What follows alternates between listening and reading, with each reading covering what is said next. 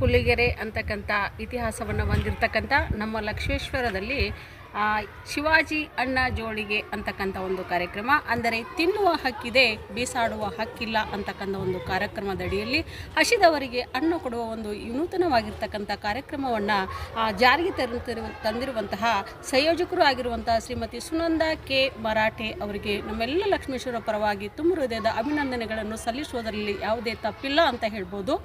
ಏಕೆಂದರೆ ಒಕ್ಕಲಿಗ ಒಕ್ಕದಿದ್ದರೆ ಬಿಕ್ಕುವುದು ಜಗವೆಲ್ಲ ಎನ್ನುವ ಮಾತಿನಂತೆ ಅಣ್ಣ ಎಂಬುದು ಬಹಳಷ್ಟು ಒಂದು ಅಣ್ಣ ದೇವರಿಗಿಂತ ಇನ್ನು ದೇವರಿಲ್ಲ, ಅನ್ನವೇ ಜೀವಿಗಳಿಗೆ ಆಧಾರ, ಈ ಜಗದಲ್ಲಿ ಅನ್ನವೇ ದೈವ ಸರ್ವಜ್ಞ ಎನ್ನುವಂತೆ ಒಂದೊಂದು ಅಕ್ಕಿ ಕಾಳನ್ನು ಬೀಸಾಡುವ ಹಕ್ಕು ಯಾರಿಗೂ ಇಲ್ಲ.